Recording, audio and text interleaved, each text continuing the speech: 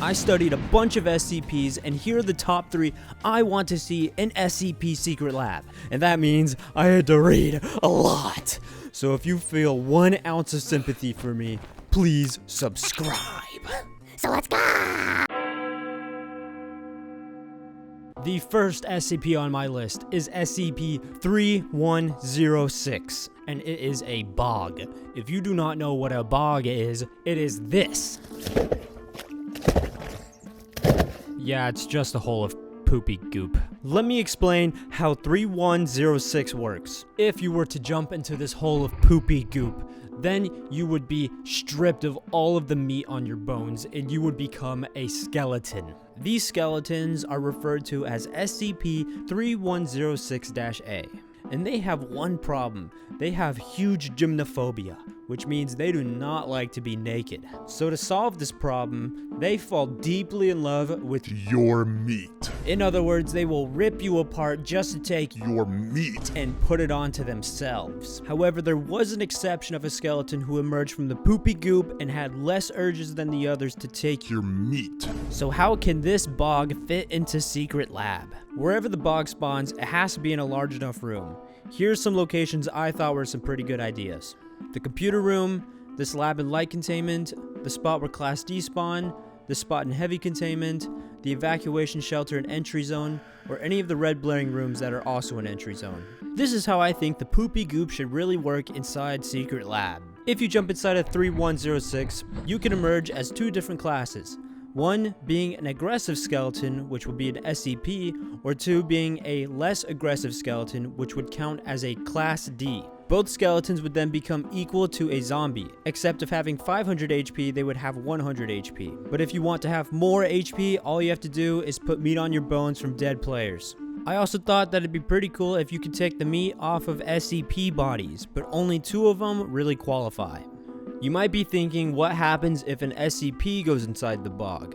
And I didn't want them to just die, so here is what would happen to each individual SCP. The 2 SCPs that will die if they go inside the bog is 096, since no one will be able to see his face anymore and he's indestructible, and 173 because he has no flesh. 106 can't technically go inside the bog because it'll just treat it like another shadow, so essentially it can be another escape if he runs out of charge. If a zombie goes inside the bog, it'll just become a regular SCP skeleton. And if 049 and 939 go inside the bog, they will come out as a skeletized version of themselves, except they'll have a lot less HP, but they will remain with the same abilities. However, regardless of any amount of HP they have before they go inside the bog, they will have max skeleton HP when they emerge, which means they can strategize to heal if they were really low. And if they play their cards right and become a skeleton at the very beginning of a round, then they can really build up their HP by taking the meat off of the victim's bones. I really think 3106 could lead to some funny moments,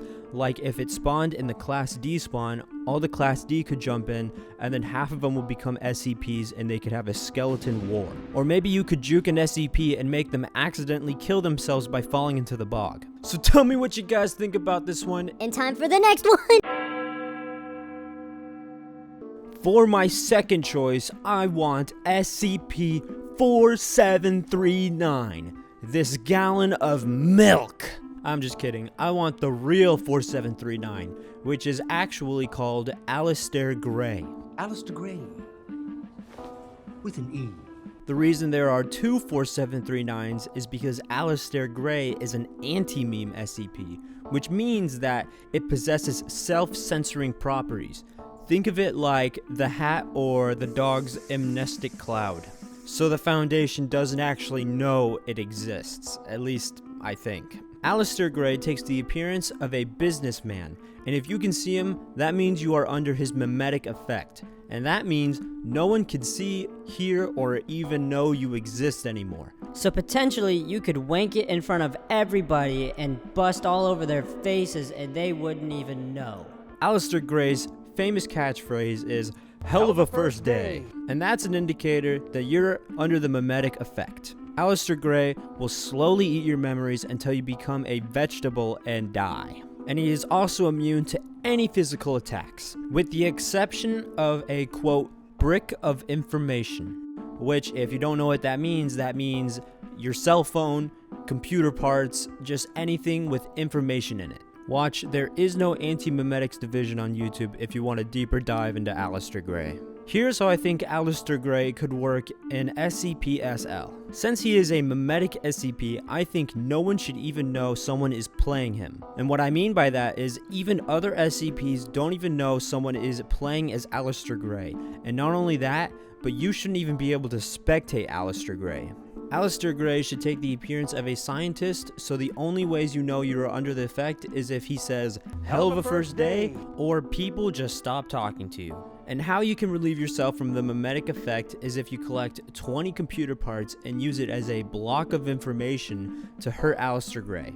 Now, that doesn't mean you kill Aleister Gray, you will just become immune to his effect for your next life. Once you are under the memetic effect, you have 5 minutes to collect the computer parts or you will die. Also, if Aleister Gray touches you, you will die. To make this more fair, Aleister Gray will start very slow at the start of the 5 minutes, and he will gradually become faster. 20 computer parts is kind of a lot, so whenever anybody is collecting computer parts and they die, they will drop all of their computer parts in one spot. You cannot pick up the computer parts if you're not under the memetic effect, but you can see them, so you can memorize where they are. To make it so Aleister Gray doesn't kill only one person every 5 minutes, he can affect up to 5 people at once. But that means those 5 people can work together to collect computer parts, so it's kind of a balance. Once the computer parts are collected and it is used, it will be dropped at its location, so if you are under the effect and someone has already made the 20 computer parts, you could find it and be relieved immediately. 4739 can lead to some interesting gameplay, like if you're traveling with one other person and you turn around and they are gone. Or maybe you're traveling with a whole group of people and all of a sudden no one is acknowledging you because you are under the memetic effect. Tell me what you guys think about this and if you want to see this in SCP-SL. It's time for the last one. For my third and final choice, I have an SCP you may be very familiar with, and that is SCP-682, Hard to Kill Reptile. Secret Lab is very obviously based on Containment Breach, so I wanted to include at least one Containment Breach SCP. 682 is a reptile with very high intelligence and a very high regenerative ability. Hence the name Hard to Kill Reptile. It is so hard to kill, or even so hard to contain, that they have to keep it in a giant pool of acid to just keep it in a dormant state. Not to mention it also has a very deep hatred for humans. In Containment Breach, 2 of the endings are where you escape and 682 breaches to the surface and destroys everything. I want it to be as similar as possible to that. So on paper, it will be a reverse nuke where it destroys everything, including the elevators, so you can no longer return to the surface. And that also means there will be no more spawn waves. Now that sounds really broken, and it is. So here are some ways to make that less broken. The checklist in order to release 682 is that you have to drain the acid out of his containment cell, which would take 10 minutes, 15 minutes, I'm not exactly set on the time. But you can only start the drainage after light has been decontaminated. So that means 15 minutes for light containment, and then 10 minutes, 15 minutes until the drainage ends, so you still have plenty of time to do everything you want in the round. Not only that, but every time the drainage starts, it will alert the facility with Cassie, and the drainage can be paused by anyone. Warning. SCP-682 containment unit is being emptied. To prevent SCPs from camping the drainage, I think the lever should be down where Peanut and Doctor spawns.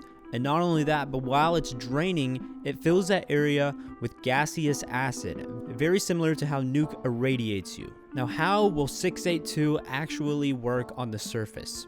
I don't want it to just be like everyone is wiped out immediately. I think if there is a Shy Guy or a computer, they will assume control of 682 on the surface. To make that fair to Shy Guy and computer, Shy Guy will curl up into a ball and become invulnerable, and if it's computer, then computer systems will pause and all the generators will not work. This means there has to be a Shy Guy or a computer alive to spawn 682, and you can even camp Shy Guy's body or the generators while they're busy on the surface to get a jump on them once they come back. While 682 spawns on the surface, a final wave of NTF will spawn, including the helicopters from Containment Breach. The objective is to get as many people as possible down into the facility before the elevators are broken. The people inside of the helicopter's job is to shoot 682, and when they shoot him, he will be slightly blinded and slowed down. The whole point I wanted for 682 is to prevent surface camping, because it does happen a lot. The objective for the player playing 682 is two things: kill as many people as possible, and then go to each elevator and destroy them. Once everyone on the surface is dead or inside the facility and then the elevators are destroyed, 682 will return back to its original SCP. I think 682 can add another level of tension to Secret Lab, and the NTF just trying to make it into the facility at the last ditch effort is just epic enough as itself.